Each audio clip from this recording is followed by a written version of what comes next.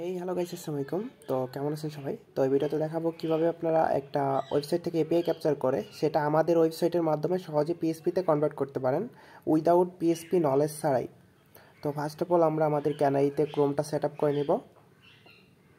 তারপরে ক্যানাইটা স্টার্ট করে আমরা ক্রোম ব্রাউজারটা ওপেন করে যে কোনো একটা ওয়েবসাইট বেছে নেব যেটার ভিতরে নাম্বার দিয়ে লগ ইন করা যায় বা রেজিস্ট্রেশন করা যায়, এবং রেজিস্ট্রেশন করার পর যাতে কোড আসে, যেমন একটা হইচয়ের নামে একটা ওয়েবসাইট আছে। তো আমি ওয়েবসাইটটা ভিজিট করে ফেলছি অলরেডি। তো এখানে আমরা লগ ইন দিব এবং আমি লগ ইন করার সময় আমার নাম্বারটা হাইড করে দিচ্ছি। তো এখানে নাম্বার দেওয়ার পরে দেখেন আমার ক্যানাইতে রেসপন্স আসবে। তো সেন্ডিং হচ্ছে ওটিপি, দেখেন অলরেডি ওটিপি সেন্ড হয়ে গেছে, এখানে ওটিপি টাইপ করতে বলতেছে। তো আমরা এখন ক্যানাইটা ফুললি ওপেন করব।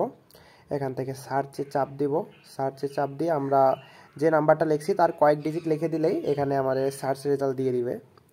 তো এই দেখেন আমাদের সার্চ রেজাল্ট দিয়ে দিছে। তো এটাই মূলত আমাদের এপিআই। তো এটা আমাদের এপিআই, এটা আমরা পিএসপিতে কনভার্ট করব উইদাউট পিএসপি নলেজ ছাড়া। তো প্রথমে চেপে ধরে রাখবো এটা, পরে কপি অপশন আসবে, কপি টু সিউআরএল ক্লিক করে দিব।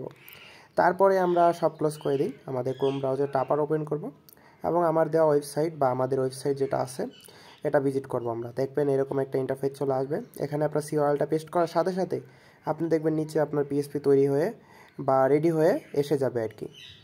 তো আপনি এখন এই পিএসপিটা ইউজ করতে পারেন যেখানে সেখানে, আপনি নিজের হোস্টিং বা লোকাল হোস্টিং সব জায়গায় ইউজ করতে পারবেন।